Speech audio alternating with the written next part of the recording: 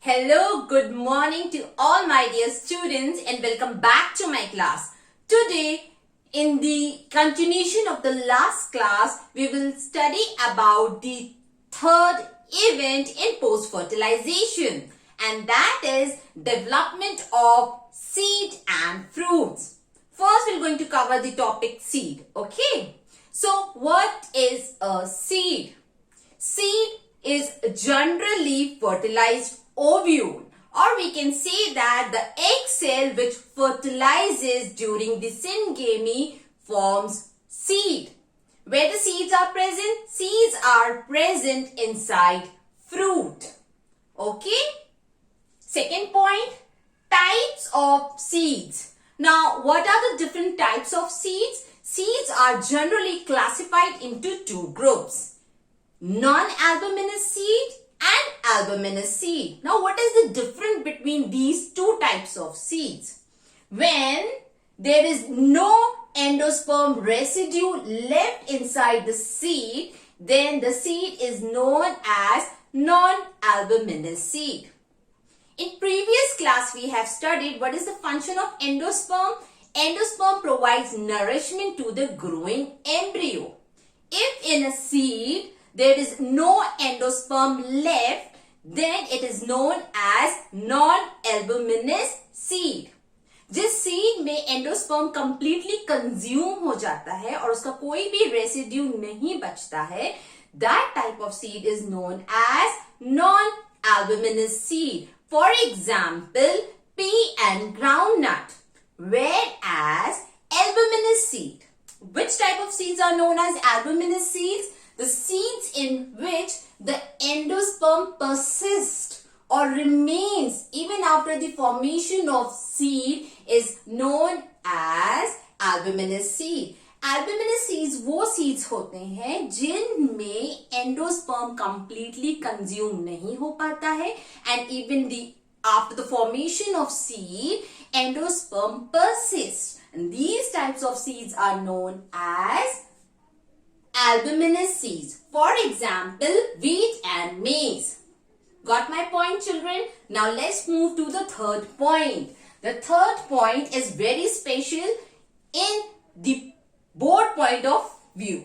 Please, ये बहुत important example है, बहुत ध्यान से सुनेंगे आप लोग इसे, okay? Black pepper and beet seeds has nucellus residue in the form of perisperm. There are certain seeds, beta, in which the nucellus cells also persist. Now, what are nucellus cells? Just थोड़ा पीछे जाके rewind करिए. During the maturation of ovule, I have taught you that there are special bunch of cells called nucellus cells which provide nourishment to the growing ovule. Okay. So, when these nucellus cells remains, when the seeds get mature, then the seeds are said to be having perisperm. Okay. In other words, or in simple words, we can say that कुछ seeds जिसमें nucellus even seed के maturation के बाद भी persist या present होता है, उन seeds को हम perisperms बोलते हैं. Okay? या उन nucellus cells जो seeds में present होते हैं, वो किस form में present होते हैं? Perisperm. Now, I'm making a little difference over here. Beta, don't get confused between endosperm and nucellus. Endosperm provide nourishment to the growing embryo. Endosperm embryo को nourishment provide करता है. Whereas the nucellus cells are those cells which provide nourishment to growing ovule. Okay. So there is a difference between nucellus cells and endosperms. Got my point? Why black pepper and beet seeds are special? These seeds are special because they have perisperm. Now, what do you mean by perisperm? The seeds in which the nucellus cells persist or is present even the maturation of the seeds, even after the maturation of the seed. Okay. So, these examples are important. Now, we will going to see the structure of seed.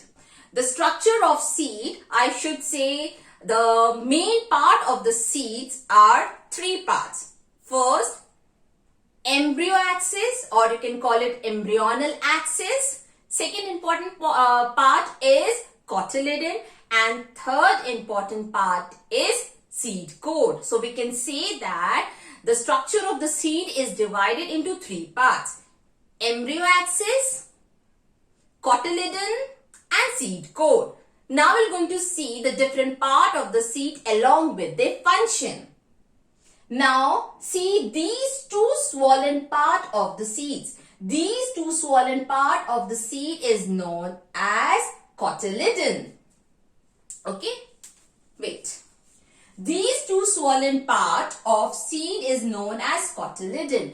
And what is cotyledon, or what is the function of cotyledon? Cotyledon are swollen part of the seed which actually works like a food reservoir or contains lot of nutrition which is required by a seed when it germinates. जब seed germinate करता है उसे ढेर सारी energy की requirement होती है, and that energy requirement is fulfilled by cotyledons. Now we'll move to the second point. Embryo axis or embryonal axis. Hypocotyle and epicotyle together forms the embryo axis. In my previous class, I have told you, hypocotyle is that part of the embryo or the seed which forms plumule, and plumule later forms the shoot system. Hypocotyle से plumule form होता है और plumule form से plant का shoot system form होता है. And what the shoot system includes? Stem, leaves, flower, fruits, etc. Whatever the part of the plant that grows above the ground is known as shoot system. Whereas epicotyle forms the radicel part, and radicel part later develops into root system of the plant. Epicotyle radicel part बनाता है, radicel part for the root system बनाता है, and root systems are generally present below the ground. Okay. Hypocotyle and epicotyle together form embryo axis. The second structure is also complete. Now come to the third part. The outer covering of the seed which actually protects the embryo or the seed is known as seed coat. Generally, where this covering comes from, ये seed coat की covering आती कहाँ से? कहीं से नहीं आती है. The intugment of ovule. What is intugment? Intugment means layers. Okay. जो layers पहले ovule को cover कर रही थी, protect कर रही थी, those intugment or those covering after the fertilization gets hardened and becomes a outer covering of seed, and we call them seed coat. Fertilization के बाद ओव्यूल की जो इंट्यूगमेंट्स या कवरिंग होती है वो हार्ड होना शुरू हो जाती है, और हार्ड होते होते वो क्या हो जाती है, इतनी हार्ड हो जाती है कि वो एक प्रोटेक्टिव कवरिंग बना लेती हैं around the seed, and we call this protective covering seed coat. So with this we have completed the structure of a seed. Now one point to remember, it comes for the 1 marks also. Okay. Micropyle. Now what is micropyle? Micropyle is a tiny pore or an opening present in seed where the seed coat is absent. Now why there is a pore in a seed? Seed में एक open pore होना क्यों जरूरी होता है या क्यों होता है? What is the function of micropyle? Micropyle है क्या? Micropyle is a small pore where the seed coat or the intugment of seed coat is absent. जहां पे seed coat की covering absent होती है और ये open होता है. Why? Because when a seed germinates, it can easily absorb the water and air from the environment. जब seed germinate होता है तो it requires air and water. Just for the absorption of air and water, micropyle is present. Okay. This is the reason in which micropyle area is not covered by the seed coat. Done. Now let's move to the next point. As the seed matures, what happens, beta? The water content or the moisture content of the seed reduces and the seed becomes more dry. the moisture content or the moisture weight reduced by 10 to 15%, and the seeds enters into a state called dormancy. Now what is dormancy? When the metabolic rate of the seed slows down, it enters into a state of inactivity, and this state of inactivity in seed is known as dormancy. Children, we have completed the topic seed. Now we're going to study about the development of fruit. Children, after the fertilization in a flower, it is the ovary of a flower which develops into a fruit. So don't forget about this thing, okay? So which part of the flower becomes the fruit, or which part of a flower develops into a fruit? It is the ovary which after fertilization develops into a fruit. Children, as the fruit develops from ovary, while the other floral parts of a flower degenerate. It means after the fertilization, when ovary starts developing into the fruit, petal, sepal, pistil, all the other parts of a flower, they shed off, or I should say they degenerate. जैसे ही flower में fertilisation होता है और ovary fruit बनने के process में enter कर चुकी होती है, और we can say when the ovary develops into a fruit, जो फ्लावर्स के बाकी पार्ट होते हैं जैसे petals, sepals, epicarpels, ये क्या होते हैं? They start shedding off, ये झड़ना शुरू हो जाते हैं, okay? And the ovary develops into a fruit. Now let us see the structure of fruit. The ovary, the wall of the ovary develops into the wall of a fruit called pericarp. Okay, so what is pericarp? The wall of the fruit is known as pericarp. Which part of the ovary forms the pericarp? The wall of the ovary develops into pericarp. Pericarp further has three different parts in a fruit. Exocarp, the outermost part or the skin of a fruit is called exocarp. The middle part is known as mesocarp, and the innermost part inside which seed is present is called endocarp. And the center part of the fruit where the seed is located is here. Okay.